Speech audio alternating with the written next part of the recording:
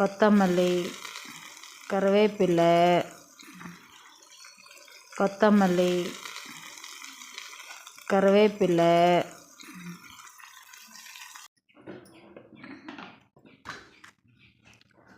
கொத்தமல்லி, கருவேப்பிலை, புதினா சட்னி எப்படின்னு சொல்லிட்டு பார்த்துடலாம்.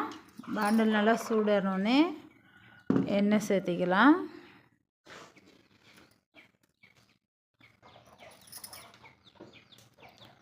கடலைப்பருப்பு ஒரு 1 ஸ்பூன் போல் எடுத்துருக்கேன்.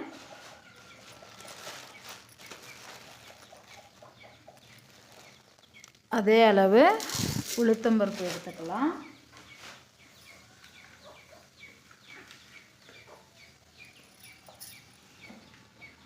பூண்டு,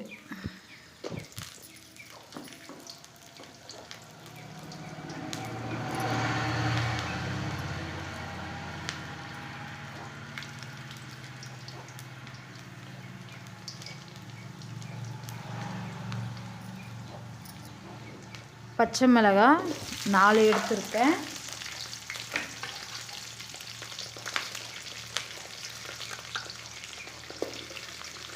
பெரிய வெங்காயம்,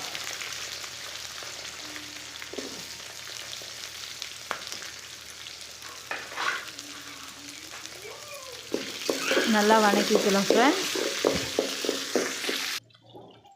வெங்காயம் பாதி வணங்கிருச்சு. நான் 2 தக்காளி எடுத்திருக்கேன். அதையும் இதிலையே சேர்த்துடலாம்.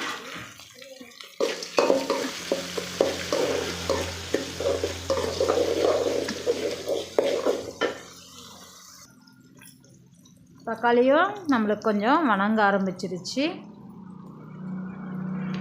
புதினா, கருவேப்பிலை, கொத்தமல்லி தழை எல்லாம் இதிலையே நம்ம சேர்த்திக்கலாம். புதினா, கொத்தமல்லி, கருவேப்பிலை,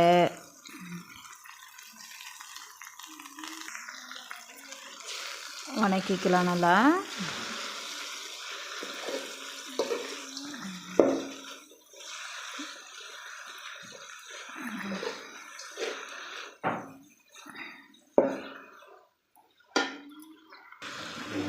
நம்ம நல்லா கொத்தமல்லி, புதினாலாம் நல்லா வணக்கிக்கலாம்.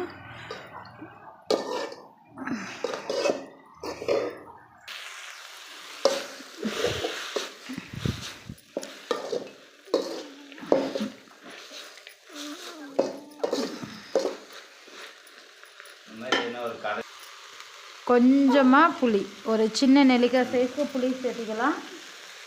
சட்னிக்கு தேவையான அளவு உப்பு சேர்த்திக்கலாம். சேர்த்துட்டு நமக்கு நல்லா பாருங்கள், புதினா, கொத்தமல்லி தழை நல்லா வணங்கி வந்துருச்சு. அடுப்பு விட்டு இறக்கி ஆற வச்சு ஆட்டிக்கலாம். என்னோடய ஸ்டைலில் சட்னி ரெடி.